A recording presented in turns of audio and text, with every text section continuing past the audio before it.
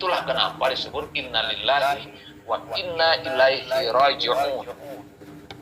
Kita berasal dari Allah dan kita pulang kepada Allah. Kata-kata pulang ini banyak ditemukan dalam Al-Quran. Marji'ukum, raji'un, raja'atun, dan seterusnya. Beberapa kata itu terulang-ulang di situ. Yang menunjukkan itu adalah kepulangan seseorang kepada Allah Subhanahu wa Ta'ala. Jadi Allah menggunakan istilah, ada juga wafat, ada tufiyah, ada sesuatu, ada al-maut juga, tapi ada istilah kepulangan. Kenapa dikatakan kepulangan? Karena memang sesungguhnya manusia ini sedang berjalan setapak demi setapak, selangkah demi selangkah untuk menuju kepada kepulangan rumah sesungguhnya. Itulah kenapa sesungguhnya manusia secara psikologis dalam konteks kultur kita rindu akan kepulangan. Ini belum cerita tentang kematian, tapi pulang secara fisik saja. Lagi bapak ibu yang kuliah di Jogja, yang tinggal di Jogja, aslinya orang Makassar atau orang Sidrap, entah orang mana Bone, itu kalau ditanya apa yang kau rindukan ketika Ramadan misalnya atau ketika menjelang hari raya, dia akan mengatakan rindu pulang kampung. Sesukses apapun seseorang tinggal di luar negeri, hebat. Apa tahu kan Menteri BUMN itu lama di luar negeri. Erick Thohir itu memiliki sebuah usaha, banyak usaha, termasuk adalah pemilik klub sepak bola. Tapi dia pulang karena ada kerinduan pulang. Almarhum presiden kita B.J. Habibie, mantan presiden kita B.J. Habibie, orang apa dia? Beliau di Jerman sangat dihargai, bahkan mau dijadikan apa itu di Jerman. Tapi beliau pulang ke Indonesia karena biar rindu akan pulang kamu. Nah, kampung halaman kita sesungguhnya itu adalah alam akhirat kita. Kita berjalan setapak demi setapak untuk menuju kepada sebuah kepulangan. Tetapi ada persyaratan penting yang perlu diingat, bahwa kepulangan manusia tidak akan pernah sukses kecuali memenuhi dua persyaratan utama. Saya ulangi lagi. Seseorang manusia akan sukses pulang dengan dua syarat utama. Atau tidak akan bisa seseorang pulang dengan baik, dengan sukses, kalau tidak memenuhi dua persyaratan utama. Yang pertama adalah dia kenal dirinya, dia sadar siapa dirinya. Yang kedua, dia tahu di mana alamat rumahnya. Kalau dua persyaratan ini tidak terpenuhi, ketika seseorang keluar dari rumahnya, ada kemungkinan dia tidak akan bisa menuju rumahnya kembali. Kenapa? Karena dia tidak tahu siapa dirinya. Saya keluar rumah berjalan, ditanya, ada orang melihat mungkin ini kayaknya Bapak linglung nih misalnya, atau nggak jelas. Ditanya, Pak siapa nama? Saya nggak bisa menyebut namaku siapa atau nama Bapak siapa. Orang nggak bisa ngantar kemana, kecuali lihat KTP mungkin.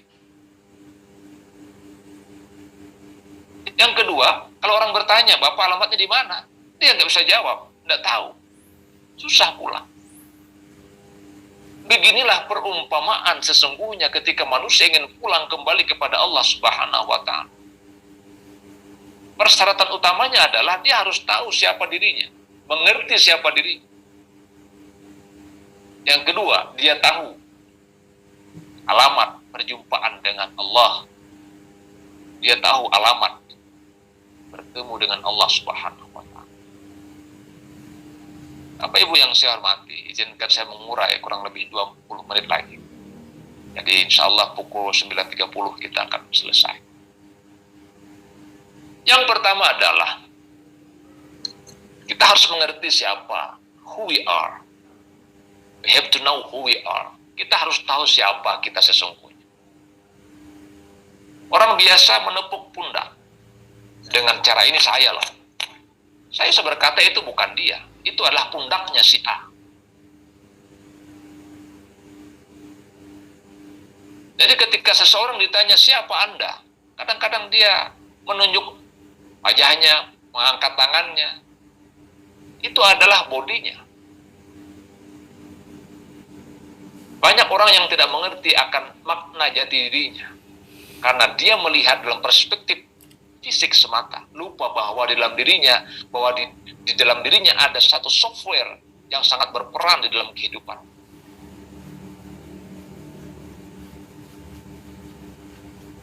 Jadi dengan demikian kita harus mengerti bahwa kita itu adalah perpaduan antara jasmani dan rohani.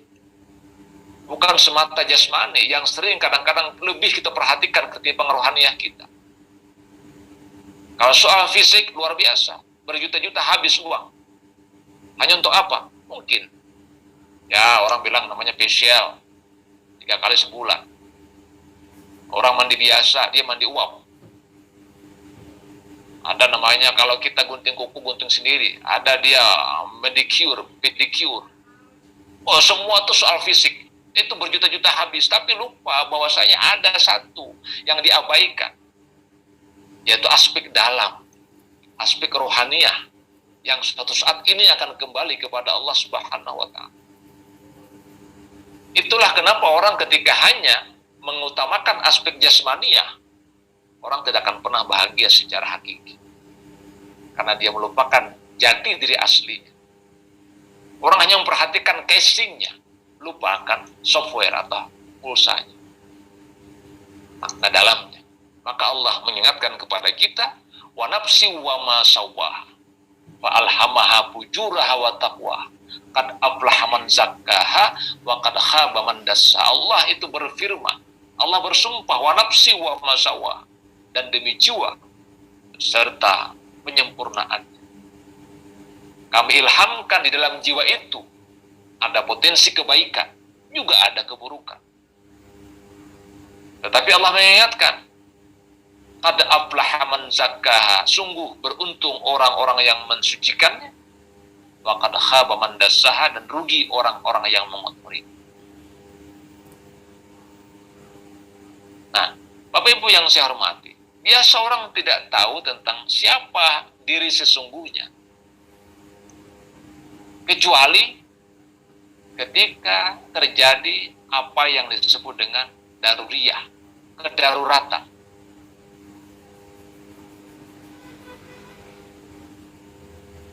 Orang biasa mengalami sebuah kesadaran ketika ada sesuatu hal yang disebut dengan darurat.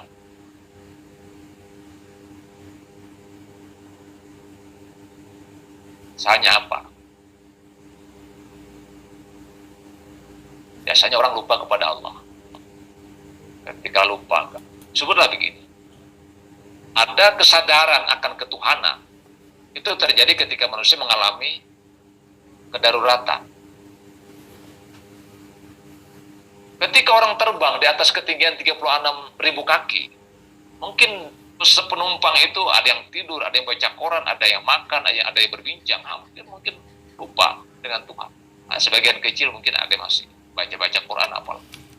Tapi di atas ketinggian 36.000 kaki, setara dengan 16 km, tiba-tiba terjadi turbulence pesawat masuk ke awan gelap, cumulonimbus yang berlistrik itu.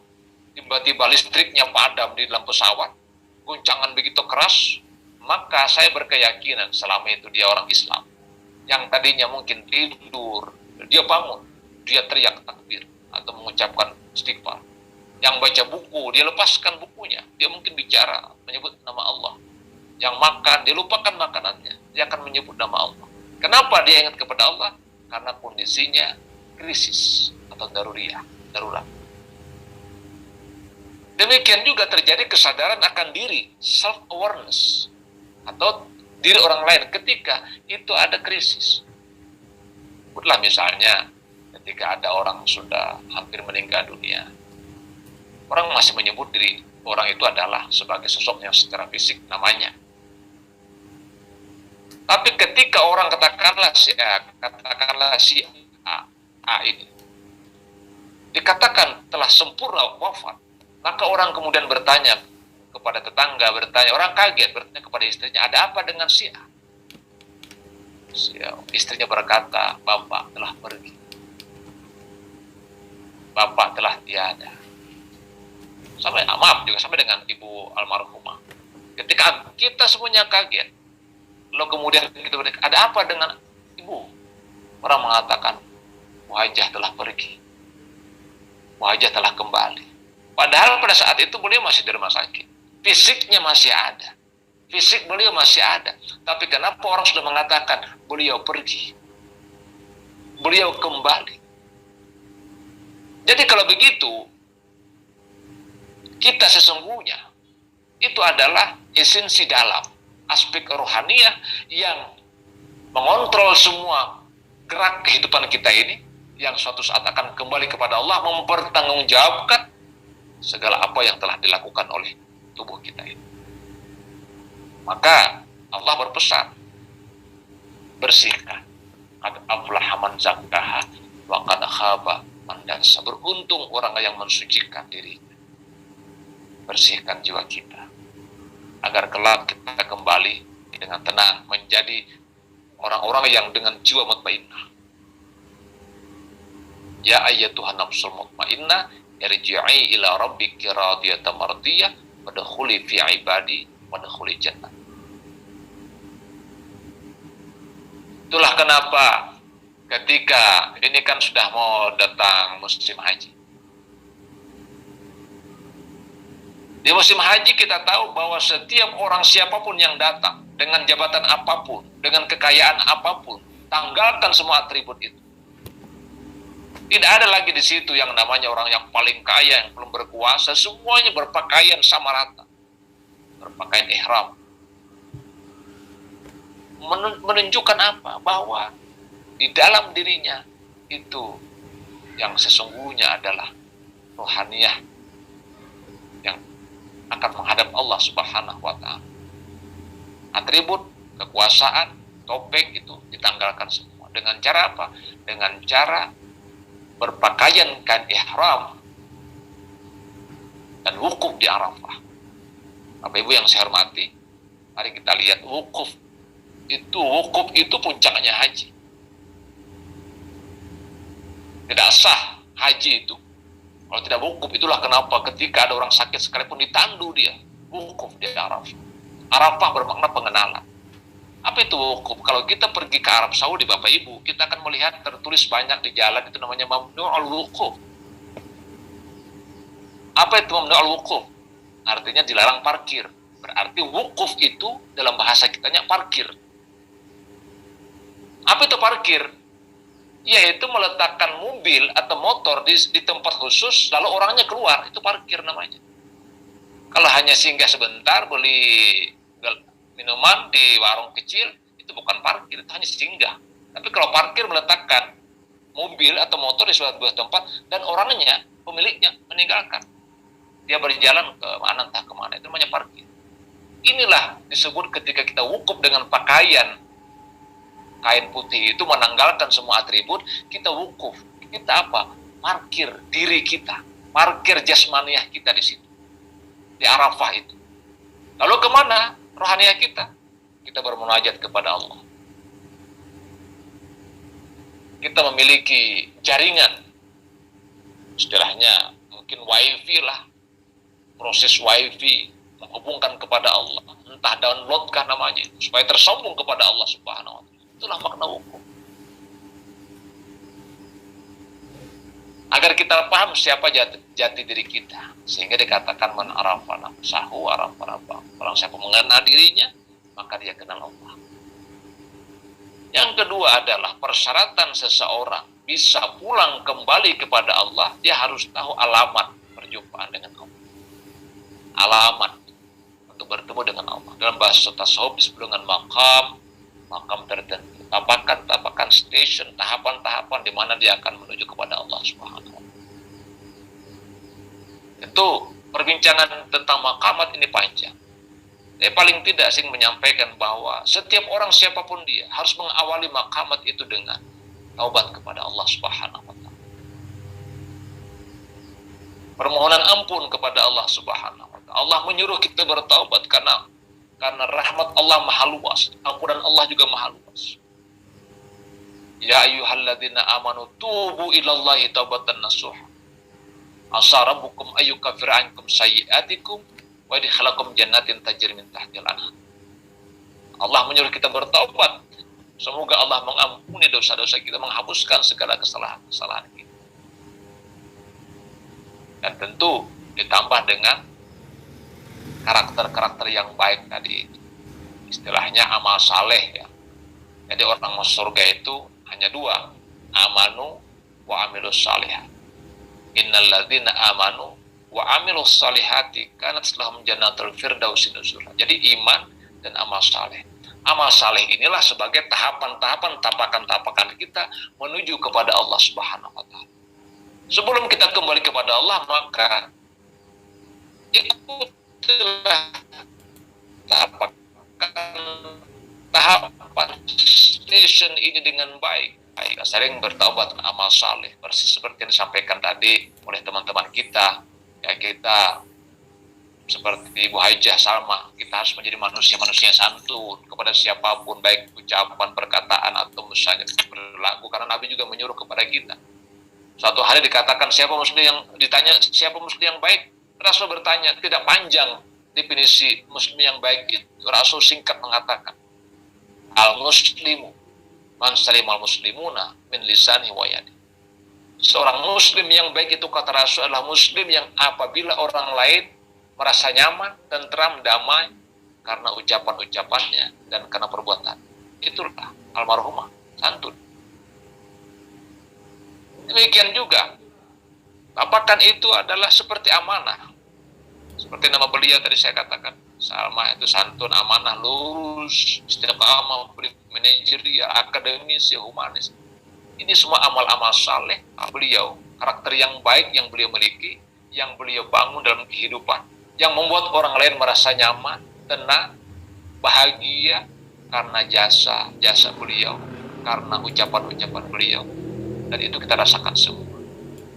Dan mudah-mudahan itu kita bisa mengikuti jejak yang baik ini, agar kita bisa menapaki kehidupan ini dengan sebaik-baiknya, dan kita kembali kepada Allah dengan tenang. Kita memiliki jiwa yang disebut dengan jiwa mutmainnah. Ya ayyatuhan nafsul mutmainnah, wahai jiwa-jiwa yang tenang. Irji'i ila rabbiki radiyatan mardiyah. Tuhan mengatakan kembali engkau semua dengan ridho, dan Allah pun meridai. Wadkhuli fi ibadi wadkhuli jannah. Masuklah ke dalam golongan hamba-hambaku dan masuklah ke dalam surga. Ada kalimat yang mungkin kita pahami di sini, bahwa yang menyuruh masuk surga itu adalah Allah, bukan kita yang kasak kusuk mencari surga, bukan. Jadi maaf Pak Rektor, kalau saya ingin bertemu Pak Rektor mungkin misalnya agak lambat, mungkin ada prosedur yang harus dipenuhi, ada proses. Tapi kalau Pak Rektor yang suruh saya, Pak Bar, ketemu saya di berapa? 10, datang cepat sekali. Saya kalau ketemu gubernur mungkin banyak prosedur yang harus saya lalui. Tapi kalau gubernur yang minta saya datang, tidak susah. Ini Allah yang minta, asal dengan catatan kita memiliki jiwa mutmainnah. Irji'i ila rabbiki radiyatan mardiyah, kembalilah kepada Allah dengan tenang, dengan ridho, dan Allah pun meridai. Wadkhuli fi ibadi, kata Allah, masuklah ke dalam golongan hamba-hambaku yang saleh. Wadkhuli jannati, dan masuklah ke dalam surga. Di dua persyaratan inilah yang menjadi poin penting bagaimana kita kembali kepada Allah Subhanahu wa taala. Bapak Ibu yang saya muliakan, saya paham bahwa di dalam ruang Zoom ini ada guru-guru saya mohon maaf yang sedalam-dalamnya. Saya tabe minta izin menyampaikan ini tadi kepada Bapak Ibu semua, karena memang saya diamanahkan. Ini bukanlah saya yang terbaik di tempat ini, tapi hanya sekedar berbagi wa tawassaw bil haqqi wa tawassaw bis sabr. Mudah-mudahan ada manfaatnya bagi saya pribadi dan kita semua. Mudah-mudahan bisa kita semua kembali kepada Allah dengan husnul khatimah. Sekali lagi terima kasih kepada Pak Rektor yang memberikan amanah ini kepada saya di malam ini. Selamat, mudah-mudahan Allah memberkahi kehidupan Bapak dan keluarga, dan juga kepada kita semua, terkhusus kepada almarhumah Haijah Salma Said.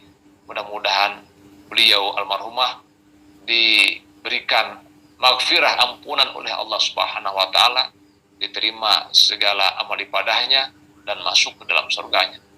Demikian kita doakan pada keluarga yang ditinggalkan, mudah-mudahan diberikan kesabaran dan ketabahan di dalam menghadapi ujian Allah ini, dan yakinlah bahwa segala sesuatu itu ada hikmah di balik sebuah peristiwa.